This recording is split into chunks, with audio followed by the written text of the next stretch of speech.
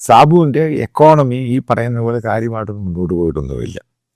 അവിടെയൊക്കെ തെലങ്കാനയിൽ പ്ലാന്റ് ഉണ്ടാക്കി, അപ്പോൾ അത് കഴിഞ്ഞിട്ട് ആന്ധ്രയിൽ പ്ലാന്റ് ഉണ്ടാക്കി, അതിനുശേഷം നിങ്ങൾക്കറിയാം അമേരിക്കൻ ടാരിഫ് ഈ പറയുന്ന പോലെ ഇത് കംപ്ലീറ്റ് ആയിട്ട് റിക്കവറി ഒരു മോഡിലോട്ട് കയറി വന്നിട്ടില്ല. പല ബിസിനസ്സിലും അങ്ങനെ തന്നെ ഉണ്ടായിട്ടുള്ളത്.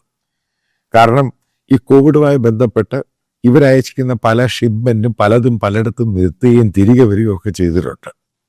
പിന്നീട് ഈ പറയുന്ന അമേരിക്കൻ ടാരിഫും ഗ്ലോബലായിട്ടുള്ള എക്കണോമിക് അതിപ്പോൾ ഇതെല്ലാം ഇതിനെ ബാധിക്കുന്നുണ്ട്. അതായത് സാബുവിന് പഴയതുപോലെ ബിസിനസ് നടത്തി വലിയ ലാഭം ഉണ്ടാക്കാൻ അതിൻ്റെ CSR ഫണ്ട് ഉപയോഗിച്ച് ഇതേപോലെയുള്ള കൺസ്യൂമർ വളരെ വില കുറച്ച് സാധനങ്ങൾ വിൽക്കുന്ന സ്റ്റോറുകൾ റൺ ചെയ്യാൻ പറ്റിയില്ല എന്നുള്ള യാഥാർത്ഥ്യം തന്നെ. പിന്നെ അതുമായിട്ട് ബന്ധപ്പെട്ട് ഹൈക്കോടതിൻ്റെ ഓർഡർ, ഇലക്ഷൻ, ആ ഓർഡറൊന്നുമല്ല, ആ ഒരു സമയത്ത് മാത്രം, ഇലക്ഷനുമായിട്ട് ബന്ധപ്പെട്ട സമയത്ത് മാത്രമേ ഉള്ളൂ അങ്ങനെ സ്റ്റോർ റൺ ചെയ്യരുത്.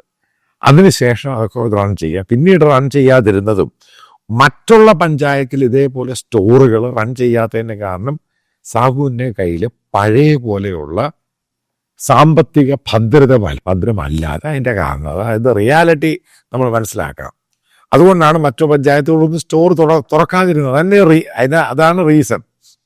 അതായത് എല്ലായിടത്തും ഇപ്പോൾ കൊണ്ട് കിറ്റ് കൊടുത്തുകൊണ്ടൊന്നും ഇന്നത്തെ ആൾക്കാർ പല പ്രാവശ്യം കേരള ഗവൺമെൻറ് ഒക്കെ കിറ്റ് കൊടുത്ത് നോക്കി.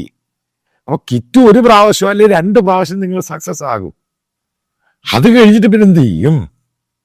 അതായത് നമ്മളിപ്പോൾ പണം ഒഴുക്കി ഒരു പൊളിറ്റിക്കൽ പാർട്ടി ഉണ്ടാക്കിയിട്ട് അതിനെ നർച്ചർ ചെയ്ത് മേപ്പോട്ട് കൊണ്ടുവരുമ്പോഴും ഇതിനകത്തൊക്കെ നമുക്ക് പുതിയതായിട്ടുള്ള കാര്യങ്ങൾ ഉണ്ടാവണം.